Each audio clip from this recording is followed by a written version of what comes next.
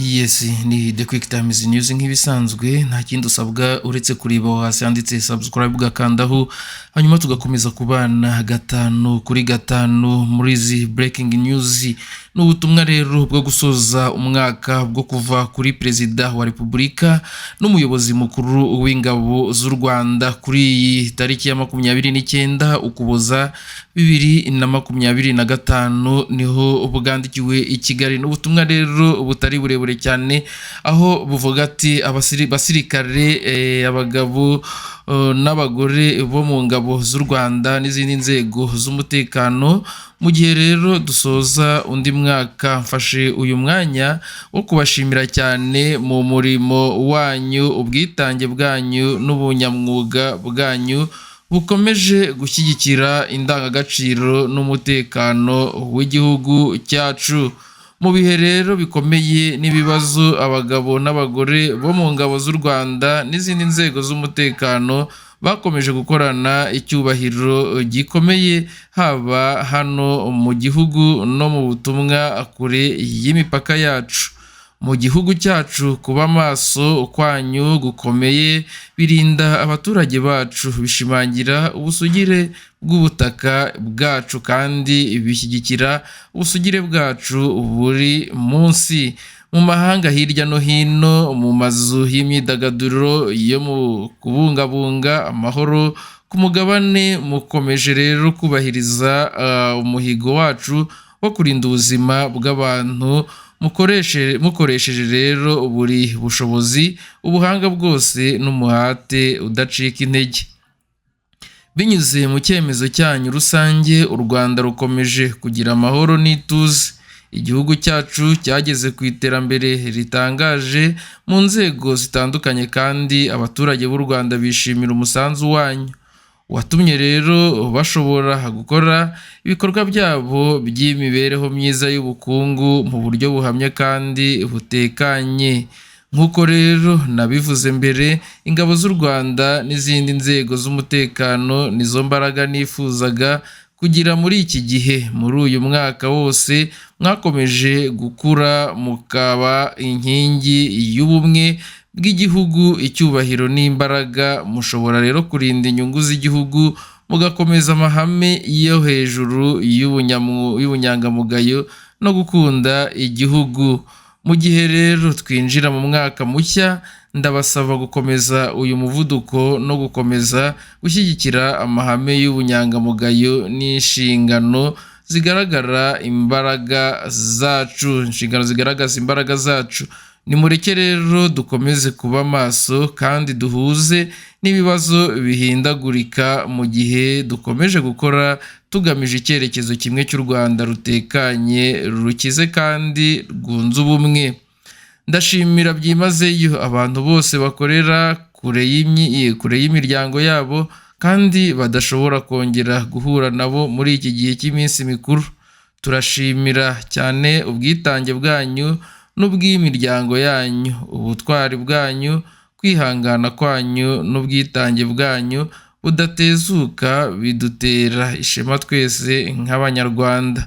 Ku miryango iri mu cyunamo yabuze ababo bari mu mirimo, ndagushimira ubwitange bwawe kandi ndakwizeza ko tuzahora turi iruhande rwawe.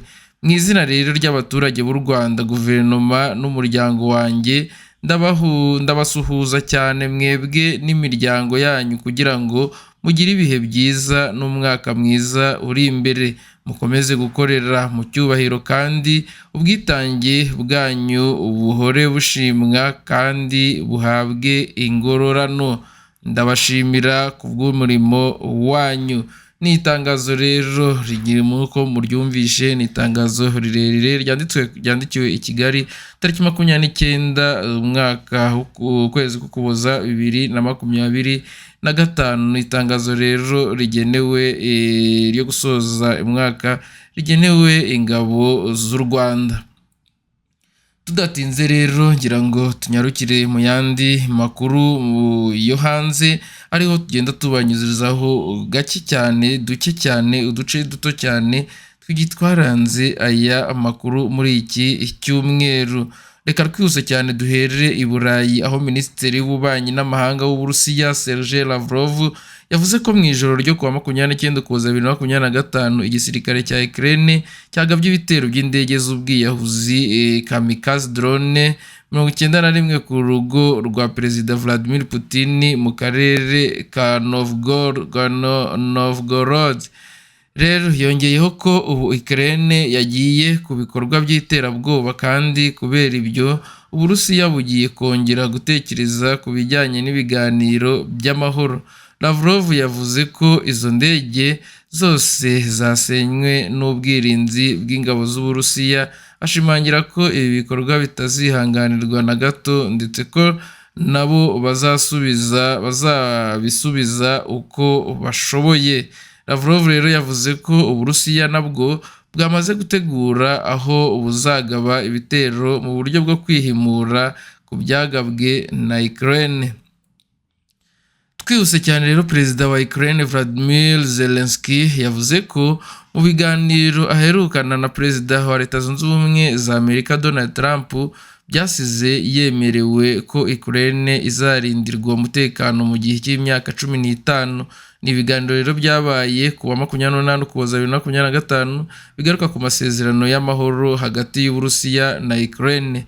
Nyuma y'ibi biganiro Perezida Zelensky rero yagaragaje ko amasezerano ari hafi kugerwaho, gusa avuga ko yari kwishimira ko iyi myaka iba ari 50 aho kuba 15. Yagize ati tutarindiwe umutekano ntabwo twavuga ko intambara yarangiye, kuko ntabwo twakwemeza ko yarangiye. Dufite rero umuturanyi umeze kuriya, akantu kose kazana umwuka mubi. Tunyarukiye rero n'ubundi ku mugaba mukuru w'ingabo z'Uburusiya Valery Gerasimov, we yatangaje ko ingabo z'icyo gihugu zigaruriye uduce 32 mu kwezi k'Ukuboza mu ntambara rero zihanganyemo n'ingabo za Ukraine. Ibi rero yabitangaje kuri uyu wa mbere mu nama Perezida w'Uburusiya Vladimir Putin yagiranye n'abayobozi bakuru b'ingabo z'igihugu barimo rero Minisitiri w'Ingabo Andrei Belozov n'abayobora imitwe y'ingabo ziri ku rugamba. Gerasimov rero yatangaje ko mu Kuboza ingabo z'Uburusiya zigaruriye ubuso burenga kilometero kare 700, zitangira kugenzura rero uduce 32 turi mu maboko yazo. Yongeyeho ko kandi muri uku kwezi ingabo zakoranye imbaraga zidasanzwe kurusha ibindi bihe muri uyu mwaka, kandi ko zikomeje rero kunesha umwanzi ku rugamba. Ngira ngo rero dusoreze kuri aka gace aho Minisitiri w'Ububanyi n'Amahanga n'Ubutwererane w'u Rwanda Ambasaderi Olivier Nduhungirehe yatangaje ko umutwe w'iterabwoba wa FDLR uterwa inkunga na Leta ya Repubulika Iharanira Demokarasi ya Kongo ari kimwe mu bibazo by'ingutu bitarabonerwa umuti kandi bibangamiye umutekano w'akarere. Yabigarutseho rero ubwo yagezaga ijambo ku kanama gashinzwe umutekano ka Afurika yunze ubumwe mu nama ya 1321. Minisitiri Nduhungirehe rero yavuze ko ibyagezweho mu rwego rwa diplomasi muri 2025 bitanga icyizere n'inzira igana ku iherezo n'intambara mu karere. Yasabye uru rwego gushyigikira ishyirwa mu bikorwa ryabyo.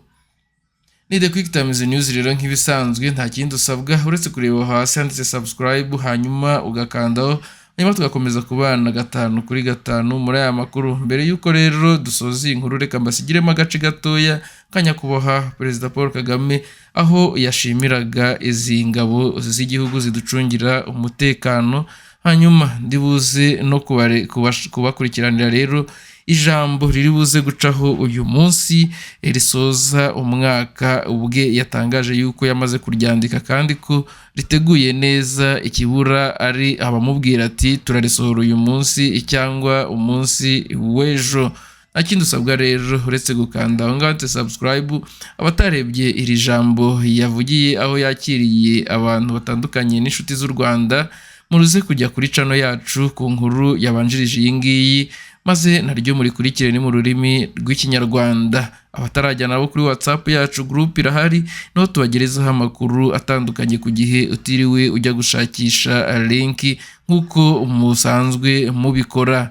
Nta kindi rero usabwa uretse kujya kuri description ya channel yacu ukari WhatsApp group yacu, hanyuma ukakandaho ukajya ubona amakuru. Atari ngombwa yuko buri muntu uri muri iyo groupe amenya ko wowe warebye ayo makuru, ahubwo ni amakuru wirebera mu ibanga ryawe ari wenyine kuri WhatsApp groupe yacu cyangwa se channel yacu ya WhatsApp.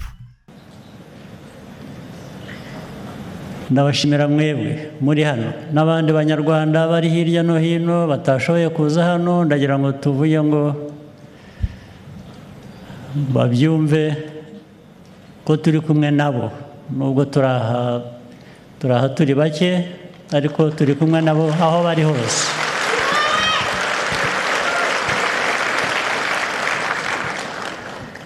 Ibi kandi bishoboka nanone kubera ko dufite umutekano.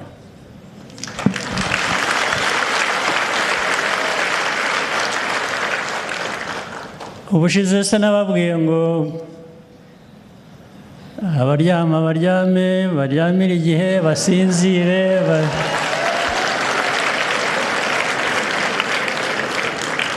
Ariko ntabwo navuga kuryama gusa, ni ukuryama igihe cyabyo.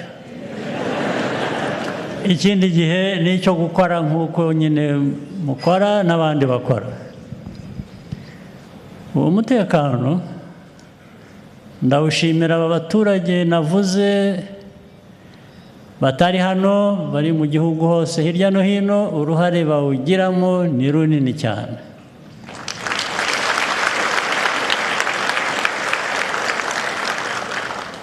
Ubwo birumvikana bundi bukurikizeho.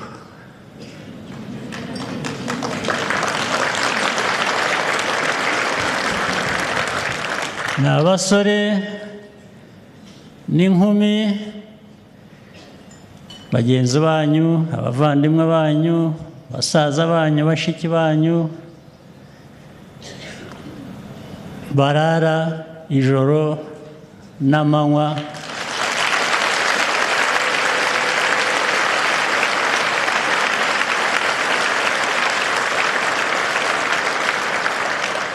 ndetse abandi bagatanga ubuzima bwabo kugira ngo ubwanyu bukomeze.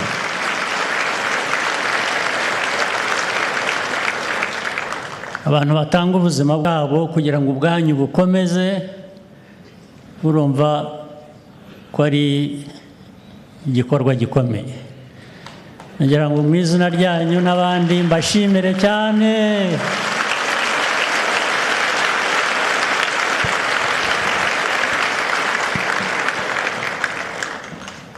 Ndetse hari imiryango abo bana bakomokamo cyangwa bafitanye isano iyo ari yo yose batashoboye cyangwa badashoboye, batazashobora kuba bari kumwe kwishimana n'abo babo kubera ko batanze ubuzima bwabo kugira ngo ubwanyu bukomeze bubeho.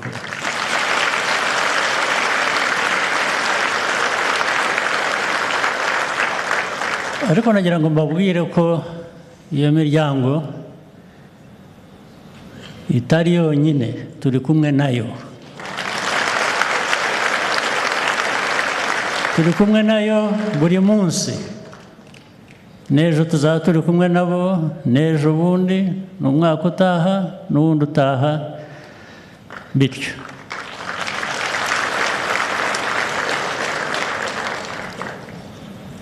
Ahasigaye rero mwebwe urubyiruko muri hano cyane cyane, ariko muzi ko muri benshi mu gihugu, ni mwe benshi cyane ugereranyije abaturage b'u Rwanda uko bangana. Kuba dufite 75% bafite imyaka 30 no kumanura hasi, ubwo izo ni imbaraga nyinshi cyane, nyinshi cyane. Izo mbaraga tugomba kuzigiramo umuco,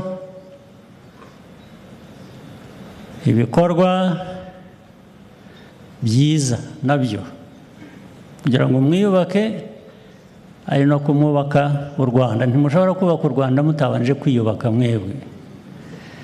Ibyo rero nibyo mbasaba, nibyo mbifuriza, mukomerezaho.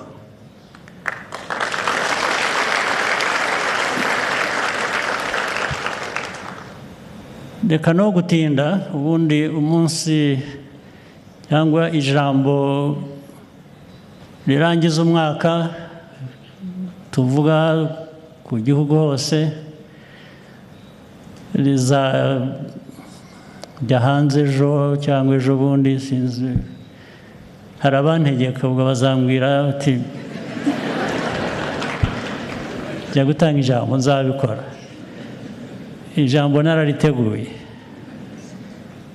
sinshaka kuvuga byinshi cyane, ubwo ibindi nari kuzavuga bizasohoka muri iryo jambo.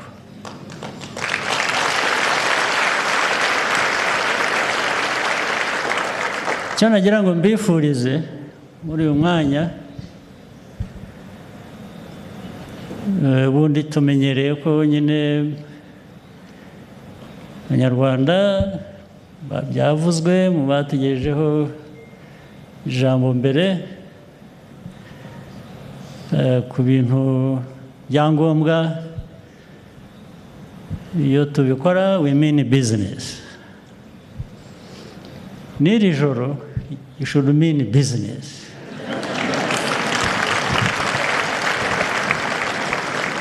Mwidagadure nabyo you mean business, sibyo?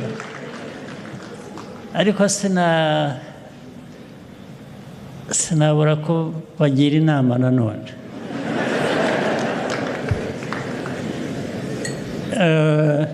Mu kwidagadura mukimarayo and mean business, hari ibigomba kwitonderwa.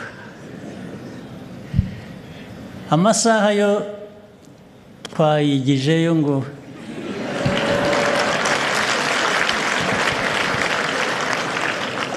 ariko hari icyo tutigizayo. Ubu abapolisi n'abandi babwiwe ko nta muntu bari bukoreho isaha iyo ari yo yose.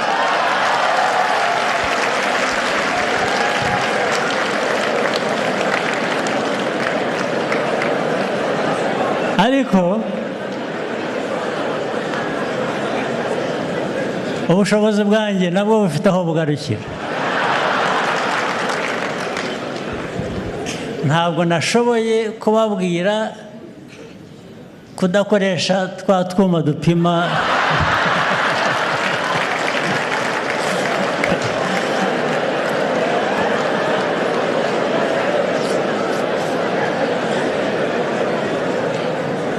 utwo mutwitondere. Maze hasigaye bafite n'utwuma duhambaye batagomba kuza mu modoka ngo, cyangwa niyo bajemo ntabwo bifata uri kuri vora, ntabwo ariho bagarukira. N'abicaye inyuma bishinjirije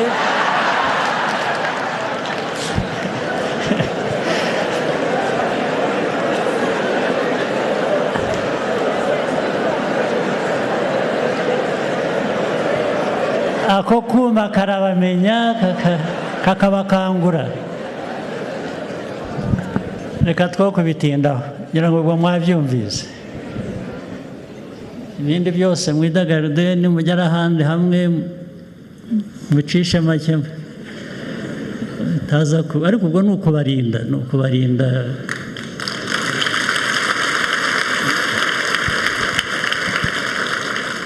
maze rero muharane amahoro n'imigisha y'Imana. Murakoze cyane.